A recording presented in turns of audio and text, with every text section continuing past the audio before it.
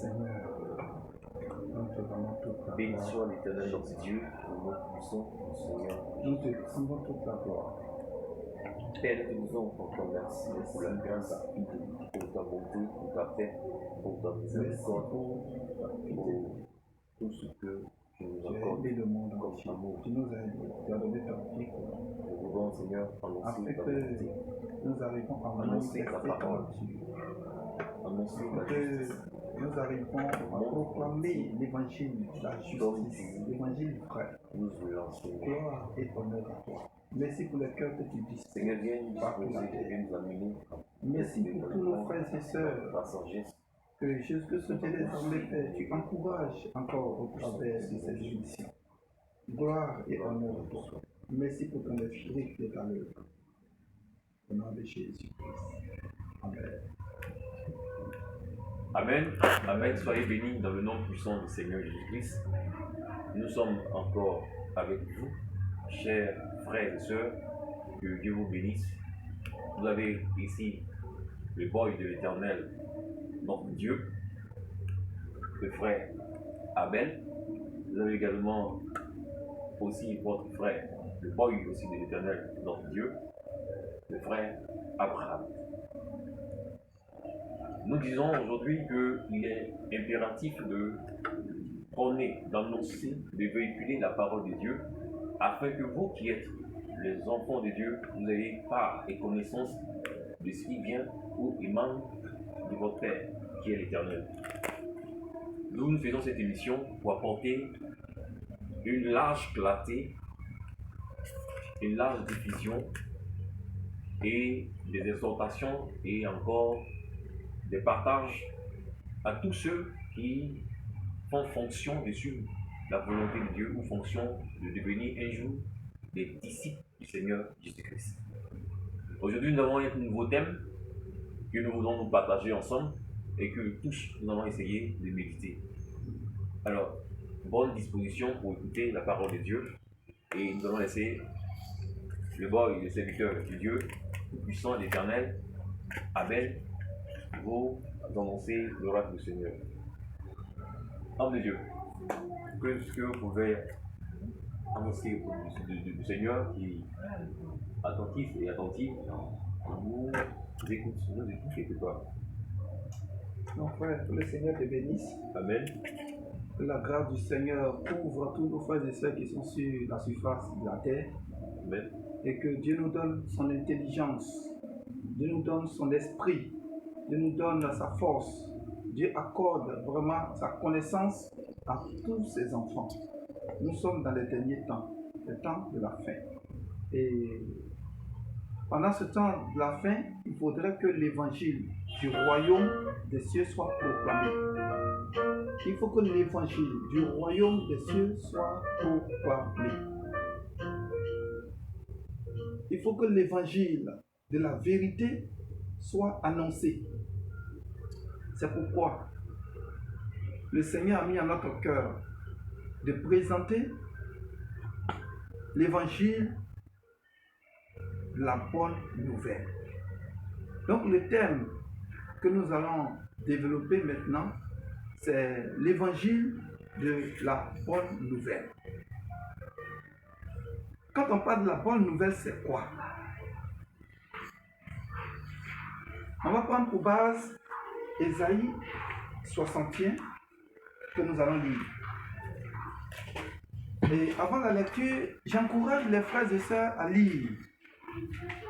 C'est vrai, aujourd'hui on a plusieurs livres. On a plusieurs enseignants. On a des docteurs. On a des théologiens. Tu vas sur le net, plusieurs courants d'enseignement. On peut trouver qui vont parler du christianisme. Mais nous encourageons tous nos frères et sœurs parce que Jésus-Christ a dit qu'il ne va pas laisser ses amis que nous sommes orphelins. Il va envoyer le consolateur, le Saint-Esprit qui va nous enseigner toute la vérité. Aujourd'hui, le Saint-Esprit a été répandu sur les apôtres dans Actes chapitre 2, le jour de la Pentecôte. Et depuis ce temps, le baptême du Saint-Esprit continue jusqu'à ce jour. Donc, soyons rassurés que l'Esprit de Dieu nous conduira dans toute la vérité. Donc, si quelque part il y a des frères et des sœurs qui sont dans le tourment, qui n'arrivent pas à comprendre, qui n'arrivent pas vraiment à cerner la vérité, c'est de rentrer dans la prière, c'est de prier, c'est de s'engager dans la prière, se disposer afin que l'esprit de vie vraiment amène les frères et sœurs à connaître qui est Christ, quelle est la bonne nouvelle. Donc ce soir, nous prenons Ésaïe 61, le premier. Frère, si tu as retrouvé ce verset, tu vas faire la lecture. Si vous avez vos Bibles aussi, prenez, vous allez lire avec nous. Et parce qu'il est dit dans Apocalypse, heureux ceux qui lisent et ceux qui écoutent les paroles de la prophétie du livre. Donc le livre est descendu de l'Esprit. L'Esprit a inspiré les frères, les sœurs, les frères plutôt qui ont écrit. Et ces écrits-là, nous les avons. Et le Saint-Esprit est dans notre cœur pour nous conduire dans toute la vérité. Donc, quels que soient les sujets que nous allons développer ici, ou les sujets que vous retrouverez, soit sur le net ou partout dans vos méditations, ayez confiance que le Saint-Esprit vous conduira dans toute la vérité. Aujourd'hui, nous avons confiance qu'en Jésus-Christ. En dehors de Jésus-Christ, on n'a pas autre appui. C'est pourquoi nous vous invitons maintenant à partager ce moment avec nous. Ésaïe 61, premier. Alors nous allons faire la lecture du livre d'Ésaïe 61 au verset 1. Je lis la parole de notre Seigneur Sauveur. L'Esprit du Seigneur et l'Éternel est sur moi, car l'Éternel m'a oint pour porter de bonnes nouvelles aux malheureux. Il m'a envoyé pour guérir ceux qui ont le cœur brisé. Ceux qui ont le cœur brisé. Pour proclamer aux captifs la liberté et aux prisonniers la délivrance. Au verset 2.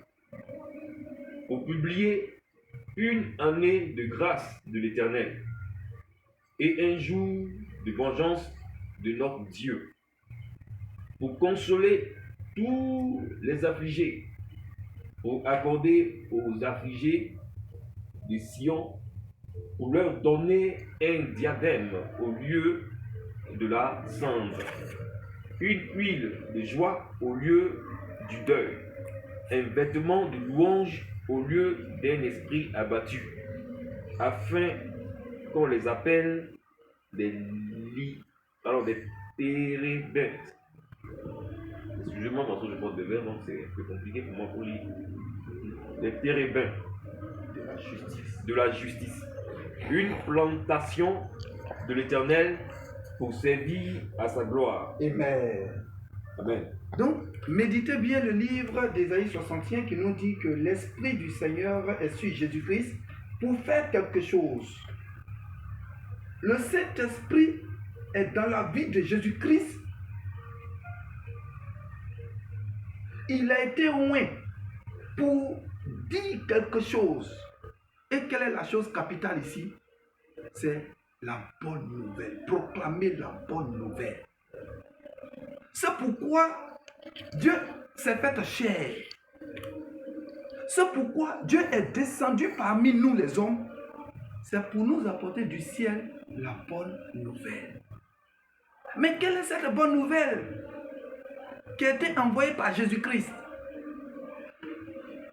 Parce qu'il savait qu'il allait mourir.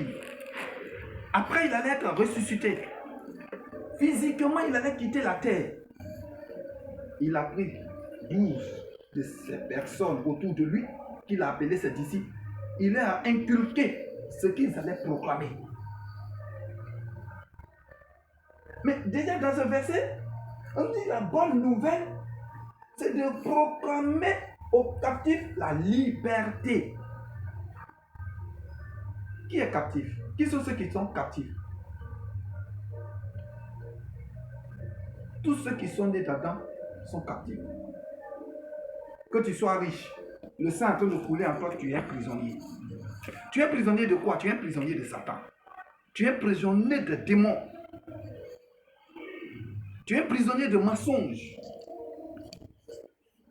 Quand on parle de captifs ici, le monde entier est sous le pouvoir de la vanité. Quand le monde est sous le pouvoir de la vanité, le monde est prisonnier. Donc il faut quelqu'un pour nous délivrer. Quand quand un parent est emprisonné, quand l'un de tes frères peut-être est emprisonné, ton désir c'est de faire quoi? D'aller le libérer pour qu'il sorte de la prison. Et c'est ce que Dieu a fait pour nous. Il est descendu pensant que nous sommes dans la prison, nous sommes enchaînés par le mal. Il faut descendre pour nous délivrer, pour nous libérer. Et c'est ça la bonne nouvelle. Mais quand il est descendu, il a pris ses disciples, il les a formés et il leur a dit de prêcher l'évangile de cette bonne nouvelle. Jusqu'aujourd'hui, nous sommes environ plus de 2000 ans. Mais est-ce que c'est cette bonne nouvelle que nous voyons sur la terre aujourd'hui, mes frères et sœurs? Je vous pose la question. C'est cette bonne nouvelle qui est prêchée aujourd'hui?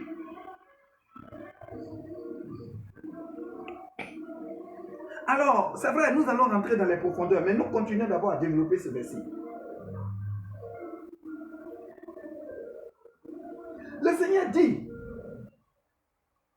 aux 3, il vient pour accorder aux affligés de Sion, pour leur donner un diadème au lieu de la cendre, une huile de joie au lieu du deuil, un vêtement de louange au lieu d'un esprit abattu. Aujourd'hui, les enfants de Dieu vont à l'église, mais ils vont à l'église, ils sont toujours malades, ils sont souffrants. Au lieu d'être joyeux, ils sont dans l'amertume totale. Jésus dit, vous tous qui êtes fatigués, chargés, venez à moi. Mais regardez ce que nous voyons aujourd'hui. On est chargé, on va à l'église, et puis à l'église là-bas encore, on prend des charges, on met sur notre tête. On est surchargé. Souvent même pour aller à l'église, c'est problème. Pourquoi? Parce qu'on nous dit par exemple, on ne vient pas dans la maison de l'Éternel les mains vides. C'est écrit dans la loi. C'est écrit. Mais Jésus dit, il est venu pour enlever le fardeau sur nous. On nous dit, pour que nous, on puisse adorer Dieu, il faut que l'argent soit dans notre poche. Ça veut dire que le jour où je n'ai pas l'argent, il ne peut pas aller adorer Dieu. Quand tu as beaucoup d'argent aujourd'hui, tu donnes dans l'église, tu es le chouchou de l'église, tu es le chouchou du pasteur, tu es le chouchou de l'homme de Dieu, tu es le chouchou de l'imam. Pour ceux qui vont à la mosquée. Tout aujourd'hui est l'argent. L'amour de l'argent a détruit le monde, a détruit l'adoration. Ça fait que les affligés qui vont dans les lieux de culte sont encore plus affligés. C'est-à-dire que tu es déjà dans la souffrance, dans le monde. Tu dis, attends, il est parti chercher solution. Quand tu vas chercher solution, on t'attache. On attache même tes pieds. On attache tes bras. Tu es enchaîné même, tu ne peux même plus bouger. Il n'y a plus de joie. Oh, le Seigneur dit, il vient pour nous accorder la joie. Où est passée la joie du Seigneur? Où est passée la joie de la résurrection du Sauveur?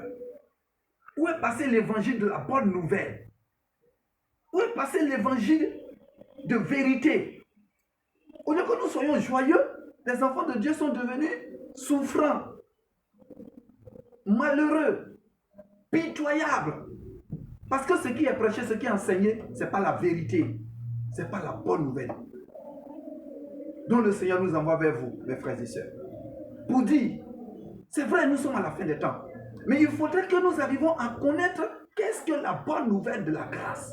C'est pourquoi, le frère, tu vas nous prendre Luc, chapitre 24. On va prendre le livre de Luc, chapitre 24. On va lire à partir de 56. Il faut qu'on arrive à connaître la bonne nouvelle. Qu'est-ce que la bonne nouvelle? 56. Oui.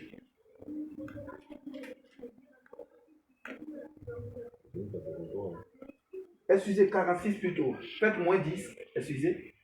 Luc 24, 46. Amen. Amen. Je lis la parole du Seigneur dans le livre de Luc 24, verset 46.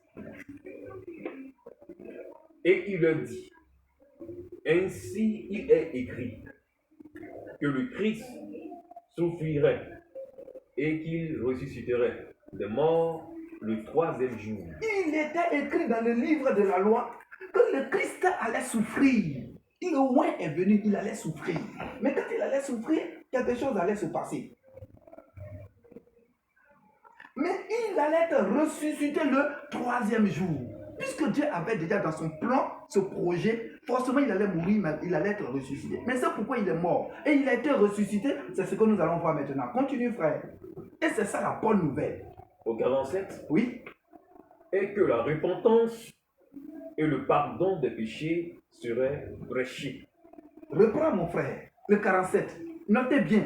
Et que la repentance et le pardon des péchés seraient prêchés. La repentance et le pardon des péchés sera prêché. Après la résurrection de Jésus-Christ, la bonne nouvelle qui devait être annoncée et que les apôtres ont prêché partout, et puis ils ont eu la force, la vigueur, et puis le Seigneur opérait des miracles au milieu d'eux. Cette bonne nouvelle, c'était la repentance et le pardon des péchés. Voici l'évangile. Voici la bonne nouvelle, mes frères et sœurs. Mais aujourd'hui, est-ce que la repentance est prêchée? On ne parle plus de repentance. Parce que si tu rentres dans une église, si tu commences à parler de repentance, mais dis donc, les mini-jupes vont disparaître. Donc si dans l'église, il y a 100 mini-jupes qui ne viennent plus, l'église sera vide. On ne parle plus de repentance. Ce qui est bonne nouvelle, ce qui fait le nœud de l'évangile, on ne prêche plus. Oh, il a dit, Jésus a été ressuscité pour que la repentance soit prêchée et ensuite le pardon des péchés soit aussi prêché. Voici les deux éléments qui sont essentiels pour Dieu et qu'on appelle la bonne nouvelle. Si tu parles aujourd'hui de la repentance, les hommes d'affaires qui magouillent, qui sont dans l'église, qui viennent déposer les dîmes de 1 million, 2 millions, 3 millions, mais ils ne vont plus donner. Et les pasteurs savent bien. Donc, il faut permettre qu'on parle de la repentance. Mes frères et sœurs, l'heure est grave. Réveillez-vous. Nous sommes dans le temps de la délivrance. Nous sommes dans le temps de la proclamation de l'évangile de la justice. Le Seigneur a accompli quelque chose. Et nous vous invitons. Nous vous invitons à écouter les paroles de la repentance. Cette repentance dont nous parlons, ce n'est pas ce que les gens disent dans les églises aujourd'hui. Hein. Tu viens aujourd'hui, ou bien ils ont évangélisé, tu viens, on dit, bon, comme tu viens de t'ajouter à nous, il faut t'asseoir, prends un cahier, c'est tout ce que tu as fait dans ta vie, il faut commencer à raconter. Non, j'ai menti, j'ai volé, j'ai fait ceci, j'ai cherché 10 femmes, tant, dans telle année, j'ai fait comme ça. C'est pas ça la repentance. C'est pas ça la repentance. On va vous définir la repentance, c'est quoi. Mais d'abord, ce qui est important ici, c'est que la bonne nouvelle, c'est que la repentance soit prêchée et qu'on dise aux frères, aux sœurs qui veulent entendre la bonne nouvelle que leurs péchés ont été pardonnés, que les péchés ont été pardonnés. Mais regardez aujourd'hui, nous allons à l'église. On ne nous dit même pas que nos péchés ont été pardonnés. Nous sommes toujours pauvres pécheurs. On arrive, ils vont dire, bon, nous sommes arrivés ce matin, disons merci à Dieu pour la semaine. On finit de dire merci à Dieu. On dit, bon, maintenant, nous sommes les pauvres pécheurs, demandons pardon au Seigneur. On va dire, oh Seigneur, nous avons péché en parole, nous avons péché en acte, nous avons péché en ceci. J'ai fait cela, Seigneur, pardonne-moi. Amen, amen. Le dirigeant tape les mains et puis on prie maintenant pour recevoir le Saint-Esprit. On prie, on reçoit le Saint-Esprit. Ce que je suis en train de dire, c'est faux. Dimanche, allez-y à l'église, c'est les mêmes choses que vous allez voir. Dans n'importe quelle église qui existe, il n'y a pas nommé de nom. Il n'y a pas nommé. Mais ici, toutes les églises de la terre que vous connaissez, allez-y, vous allez voir.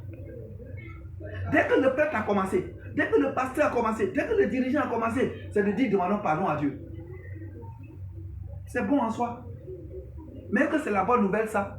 C'est pas la bonne nouvelle parce que quand tu as fini de demander pardon dessus, tu dis Amen. Vous sortez de l'église, quand vous sortez net là, ton habit de péché là, tu portes encore. Et le dimanche prochain, quand vous venez, c'est la même chose. Dimanche prochain, même chose. Un mois après, même chose. Un an après, même chose. 10 ans après, même chose. Tu es converti, baptisé, tout ça. Mais tu es toujours pauvre pécheur. Quand est-ce que tes péchés seront pardonnés? Tu n'as pas encore entendu l'évangile de la bonne nouvelle. L'évangile de la bonne nouvelle, c'est que le péché est rentré dans le monde par un homme qu'on appelle Adam, qui est notre père à nous tous, physiquement. Nous avons hérité d'Adam tous les péchés qui pouvaient exister dans le sein de Satan. Parce que Satan a introduit le péché, le mal en Adam, depuis le jardin d'Éden. Donc tous ceux qui naissent du rapport qui se tient entre l'homme et la femme, alors qui viennent au monde, sont tous des pécheurs. Même un bébé qui vient de naître. Vous allez dire non, le bébé il est saint. Oui, c'est ce qu'on nous a enseigné là-bas, mais c'est faux. Tu es né d'Adam, tu es un pécheur. Tu veux pas, tu es un pécheur. Maintenant aussi la bonne nouvelle.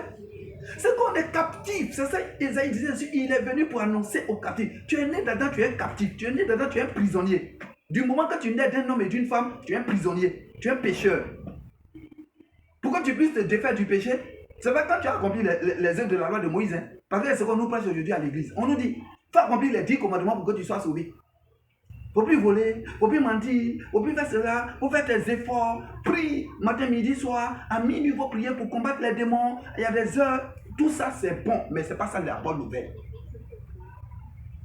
La preuve en est qu'on est dedans, 10 ans, 20 ans, 30 ans, 40 ans, on est même ancien, on est même pasteur, on est même prophète, mais on est même bishop, on est même docteur, mais on est toujours pauvre pécheur. Le péché est collé à notre cœur, à notre âme, c'est pas la délivrance.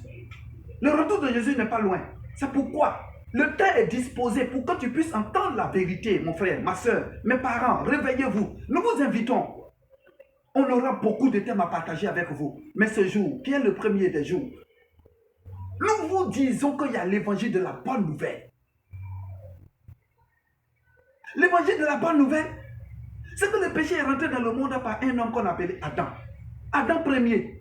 Mais il y a Adam second. Quand vous partez dans 1 Corinthiens 15, on dit le premier Adam est terrestre, mais le dernier Adam, ou le second homme, est du ciel. Il s'agit de Jésus-Christ, qui est descendu. Mais quand il est venu avec la piété, il est venu avec la sainteté, il est venu avec la gloire, il est venu avec tout l'amour de Dieu, la puissance de Dieu, qui pouvait annuler les effets du péché en une seconde. Et il l'a fait à la croix. C'est pourquoi quand on l'a mis dans le tombeau, il a été ressuscité. Et ici, dans ce verset, on dit après sa résurrection, il dit à ses disciples, je suis ressuscité. Je viens maintenant vous dire que le pardon des péchés là, c'est possible. Donc si j'ai cru en Jésus-Christ, le Saint-Esprit m'a amené à Jésus-Christ, ou la parole de la vérité. Par la parole de la vérité, c'est Jésus-Christ lui-même. C'est le Saint-Esprit est venu à moi. Il me fait convaincre que moi, je suis plus pauvre pécheur. Jésus-Christ m'a délivré, il m'a libéré, il m'a transformé. Son sang a été coulé à la croix pour moi. Il est mort, il a souffert pour mes péchés. Je ne suis plus pauvre pécheur. Voici l'évangile de la bonne nouvelle de la grâce. Et puisque je suis plus pauvre pécheur, c'est vrai, je suis dans le corps du péché. Le sang coule encore en moi. Mais l'œuvre de la foi en Jésus-Christ m'amène à croire que je ne suis plus pécheur. Aujourd'hui, le seul véritable problème du monde entier qui fait que les enfants de Dieu sont esclaves, sont encore emprisonnés, c'est ce que nous sommes en train de toucher. L'évangile de la bonne nouvelle n'est pas prêché. On vous mettait dans le mensonge. Pourquoi? Pour vous exploiter. Par exemple, vers la fin de l'année, ils vont vous dire, venez, on va couper les liens ancestraux. On va faire les veillées. On va couper les liens ancestraux. On va couper les liens ancestraux. On va couper les liens démoniaques. On va couper les puissances des ténèbres, les liens de nos parents. Ça veut dire, toi, tu es en Jésus-Christ et puis tu as encore des liens ancestraux. Tu n'es pas de Dieu. Tu n'as pas connu Christ. Tu n'as pas connu la bonne nouvelle. Tu n'as pas connu la bonne nouvelle. Nous vous invitons. Si tu as cru, tu dis tu as cru. Et puis tu es encore esclave des sorciers. Tu as encore des liens dans ta vie. Tu n'as pas entendu la bonne nouvelle. La bonne nouvelle, c'est que quand Jésus vient à toi, il te libère de tout ce qui est ténébreux. Il te libère de tout ce qui est mal. Et le Saint-Esprit en toi te conduit dans la vérité chaque seconde, chaque minute, chaque temps, chaque jour. Mes frères, ce que nos frères ont connu, les actes des apôtres, ce que les frères ont connu, ce qu'ils ont connu quand ils ont reçu le Saint-Esprit, l'évangile qu'ils ont prêché. Parce qu'il avait été dit, quand vous allez recevoir le Saint-Esprit dans Actes chapitre 1 à partir de 6, il dit, vous allez prêcher l'évangile de la bonne nouvelle de la grâce. Vous allez annoncer à Jérusalem, en Samarie, en Judée, jusqu'aux extrémités de la terre. L'évangile qui est venu à toi, c'est l'évangile de la bonne nouvelle. Est-ce que c'est l'évangile vrai? Sinon, marque un arrêt. Marque un arrêt. Arrête d'aller partout, chercher Dieu partout. Dieu là, il est à côté de toi, il n'est pas loin. Il est à côté de toi, dans ta propre maison. Je suis en train de parler à tous mes frères et sœurs qui sont sur la terre, qui cherchent Dieu, qui pensent que c'est en donnant l'argent, en donnant ceci, en allant peut-être construire un temple, en allant peut-être ici investir, quoi. C'est là Dieu va les bénir. C'est faux. C'est faux. La bonne nouvelle ici, c'est que Jésus est venu sur la terre pour détruire l'œuvre du péché dans notre cœur. Parce que c'est dans le cœur de l'homme que se trouve le mal. Donc il a décidé de venir siéger en nous. Donc une fois l'Esprit de Dieu est en nous, nous avons accepté la parole de vérité, alors la bonne nouvelle est ainsi réelle pour nous et nous ne sommes plus les pauvres pécheurs. Donc c'est quoi il a dit ici dans ce verset, que il est venu pour annoncer la repentance et le pardon des péchés. La repentance c'est un thème que nous allons venir dessus. Mais pour le moment, on vous dit d'abord, nous sommes en train de définir la bonne nouvelle. La bonne nouvelle c'est deux choses. La repentance, le pardon des péchés. Il faut être déjà pardonné pour que tu puisses commencer l'adoration. Mais tu n'es pas encore pardonné, tu es pauvre pécheur et puis tu adores. Tu adores qui? Dieu dit, il exauce les justes. Il écoute les justes. Il aime le pécheur, mais il n'aime pas le péché. Donc quand tu es pécheur, il t'appelle. Mais il t'appelle pour te débarrasser du péché, pour dire que tes péchés t'ont pardonné. Et puis tu rentres dans l'adoration. Donc toi-même, tu ne connais même pas encore le pardon des péchés. Tu es toujours pauvre pécheur, et puis tu vas à l'église. Pourquoi tu vas à l'église? Ça n'a pas de sens. Reste à la maison. Pour le moment, reste à la maison. Commence à méditer. Comprends la bonne nouvelle, c'est quoi? Qu'est-ce que Jésus a fait pour toi? Quand le Saint-Esprit va t'ouvrir les yeux là, toi-même tu seras une bombe pour bénir la terre. Et c'est ce que nous sommes en train de prêcher, mes frères et sœurs. Comme le frère continuait, frère, tu vas nous lire le livre de Matthieu, chapitre 28, à partir de 18, qui fait partie aussi de la bonne nouvelle, qui nous parle de la bonne nouvelle. Donc nous lisons encore le livre de Matthieu 28. Non, tu là. Oui, alors Matthieu 28 au verset 18 Amen. à 19. Jésus s'étant approché leur parla ainsi. Tout pouvoir m'a été donné dans le ciel et sur la terre. Allez, faites de toutes les nations des disciples, les baptisant au nom du Père, du Fils et du Saint-Esprit. Amen. Au 20. Et enseigne-leur à observer tout ce que je vous ai prescrit. Et voici, je suis avec vous tous les jours jusqu'à la fin du monde. Je commence par le dernier pour le monter. Et je suis avec vous jusqu'à la fin du monde. C'est pourquoi il a dit là où 2, 3 sont assemblés ensemble. Nous sommes là ce soir. Jésus est avec nous. Dans notre studio là où on est actuellement, Jésus est avec nous. Nous sommes 2, 3, 4. Jésus est avec nous. Vous vous rassemblez, toi et ta femme. Jésus est avec vous. Toi et tes enfants. Jésus est avec vous. Vous êtes des frères, des sœurs. Jésus est avec vous. Aujourd'hui, les gens n'ont pas la foi. Donc, ils cherchent des bishops qui vont s'asseoir sur eux pour montrer que Jésus, maintenant, en tout cas, Dieu est avec eux. Un homme puissant de Dieu est là. Non! C'est important. Dieu a besoin de ses serviteurs. Mais regardez un peu ce qui est dit. Jésus dit, après sa résurrection, tout pouvoir m'a été donné dans le ciel et sur la terre. Jésus, là, il est Dieu.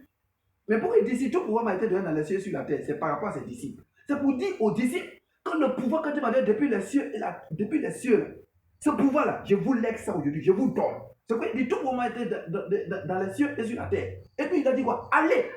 C'est pour leur donner de la force. C'est pour leur donner de ne pas craindre. C'est pour leur donner la base. Quand il a dit allez, il a dit le pouvoir vous est donné. Marchez sur les scorpions, marchez sur le mensonge, marchez sur les ténèbres, marchez sur le péché, marchez tout ce qui est mauvais. Mais aujourd'hui, les enfants de Dieu vont à l'église, mais ils sont esclaves de la mort. C'est pitoyable. L'évangile est banalisé. Jésus-Christ est bafouillé par endroits, entre guillemets. Mais les saints, l'heure est arrivée pour que les saints proclament la vérité, mes frères et sœurs. Donc, Jésus dit, mes disciples, venez, je vous donne le pouvoir. Mais regardez l'ordre qu'il donne. Allez, faites de toutes les nations les disciples. Et Jésus a dit, allez-y créer des églises. Regardez bien. Jésus a dit, allez-y créer des églises. Jésus ne l'a jamais dit. Les églises qui poussent partout sur la terre aujourd'hui, là, qui les a envoyées? Vous dites non, j'ai dormi, j'ai vu la révélation. Le Seigneur m'a dit de créer une église qu'on appelle la puissance de feu des montagnes. Ou bien la gloire de la résurrection. Jésus a déjà envoyé quelqu'un dans la Bible ici qui a fait. Paul ne l'a jamais fait. Pierre ne l'a jamais fait. Jean ne l'a jamais fait. Vous vous avez ça où? C'est ça qu'on appelle les esprits séducteurs, les anges déchus qui présentent les révélations. Et puis les hommes les suivent aujourd'hui. Jésus n'a jamais dit à quelqu'un d'aller créer une église. La bonne nouvelle ici, c'est que Jésus voudrait que nous soyons ses disciples. Mon frère, disciple de Jésus. Je suis disciple de Jésus. Même si les dons, les ministères nous ont été accordés, nous restons disciples de Jésus-Christ. Ça ne nous fait pas supérieur à quelqu'un. L'humilité qui était en Jésus-Christ, l'humilité doit être en nous. L'amour qui était en Jésus-Christ, cet amour doit être en nous. La grâce qui était en Jésus-Christ, cette grâce doit être en nous. Et puis nous devons manifester cela. Mes frères, voici l'évangile de la bonne nouvelle de la grâce. Mais ce que nous voyons aujourd'hui là, ce n'est pas l'évangile de la bonne nouvelle de la grâce. C'est pourquoi je vous invite à aller dans les Écritures et à prier pour que le Saint-Esprit vous conduise dans toute la vérité, mes frères et sœurs. L'heure est grave. L'heure est grave. Nous sommes prêts à parler pour la part de l'Église. Pour la part de Jésus-Christ. Aujourd'hui, à l'heure où nous sommes, les gens se tapent les fesses, allez, ils vont créer église. Ils vont chercher des bailleurs pour aller créer des églises. Non, moi Dieu m'a envoyé. Non, c'est pas ça l'évangile de la bonne nouvelle de la grâce. Allons-y faire de toutes les nations les disciples.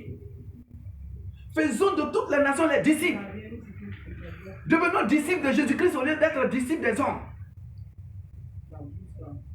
Aujourd'hui, les témoignages que nous avons, regardez les réseaux sociaux. Des hommes qui se disent de Dieu, qui s'élèvent, mes frères, qui disent à ceux qui vous appellent leurs fidèles, mettez-vous à genoux, rampez, et puis ils rampent. Dites, allez-y, broutez, et puis ils vont brouter. Vous êtes les hommes. D'abord, l'intelligence humaine, là, c'est passé où? Mais si vous n'avez pas le Saint-Esprit, et puis on vous dit de brouter les herbes comme les moutons, comme les cabris, et puis vous allez brouter. C'est malheureux. C'est malheureux. Jésus ne l'a jamais dit. Mais c'est normal, parce qu'il a dit à la fin des temps, voici ces choses vont se faire. Donc pour nous, c'est des signes. Nous sommes heureux de voir ces choses. Mais nous vous invitons à ne pas rentrer dans ces choses. Des hommes qui se disent de Dieu, qui rasent les femmes nues devant des hommes. Ils enlèvent pour ne pas dire leur intimité. Ils vont s'amuser avec. Et puis ils disent qu'ils sont hommes de Dieu. C'est malheureux. C'est pitoyable. Ce n'est pas ça l'évangile. Il y a un homme actuellement qui a fait sortir une autre vidéo qui dit la délivrance des hommes là. Pour que ce soit fait, ils vont donner $1000 pour que lui puisse prier pour leur délivrance. Et pour les femmes, comme les démons des femmes la parlent beaucoup, c'est $2000. Jésus l'a déjà fait où? Mes frères, c'est terrible ce qui se passe. Mais pour nous toujours, c'est des signes. Ils vont le faire. Ils vont acheter des grosses voitures de 50 millions, de 100 millions. Des choses, des milliards, oui. Faites-le. Mais Jésus n'est pas dedans. Et c'est ce que les hommes aiment aujourd'hui. Il dit à la fin des temps, les hommes aimeront tout ce qui est fanfaron. Ils vont aimer les choses de plaisir. Ils vont voir, quand ils voient l'homme, ils appellent l'homme de Dieu. Et puis qu'ils descendent un peu, on met tapis rouge. Ils sont contents là, ils acclament. Des femmes qui se disent femmes, des servantes de Dieu, prophétesses ou pasteurs. Des femmes. Une femme ici, pour donner dîme là, tu te